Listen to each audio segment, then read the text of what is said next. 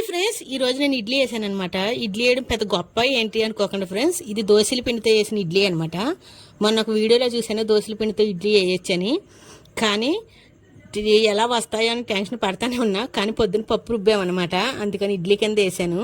ఇలాగా అరిటాకులు ఇంటికాడే ఉండదు కదా, చెట్టు కోసేసాను అనమాట. కడిగే పని ఉండదని అసలు ఎలాగ వస్తాయని ట్రై చేశాను.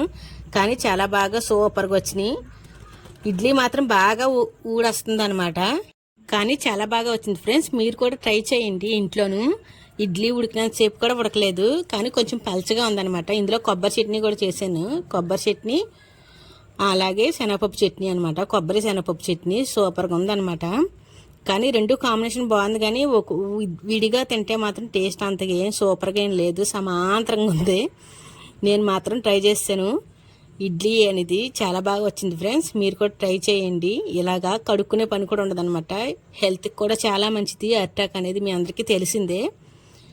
మీలో ఎంతమంది ఇలా ట్రై చేశారో కామెంట్ చేయండి. ఫైనల్గా నా ఇడ్లీ వేసి రెడీ అయిపోయింది. ఇందులోకి కొబ్బరి చట్నీ వేసుకొని తింటే భలేగా ఉంది. ఫస్ట్ టైం ట్రై చేశాను. ఇంకా ఈసారి ఇంకా ఈ ఇడ్లీ పిండి రుబ్బే పని లేదనమాట, నూక కలిపే పని లేదు. దోశల పిండితో ఇడ్లీ వేసేస్తానమాట. అలాగేం లేదులేండి, ఇడ్లీ దారి రాదనమాట. ఏదన్నా సరే దోశలు అలాగే ఉంటాయి, కానీ ఇడ్లీ అలాగే. కానీ దోశల పిండిలాగా ఉంది, సేమ్ ఆయుకుడులా ఉంటుంది కదా ఫ్రెండ్స్, అలాగ ఉందన్నమాట. టేస్ట్ మాత్రం బాగానే ఉంది. మీరు ట్రై చేసి ఉంటే కామెంట్ చేయండి, ట్రై చేయకపోతే ట్రై చేయండి. కొత్త వారు అయితే మన ఛానల్ లైక్, షేర్ అని చిన్న సబ్స్క్రైబ్ కూడా చేసుకోండి ఫ్రెండ్స్.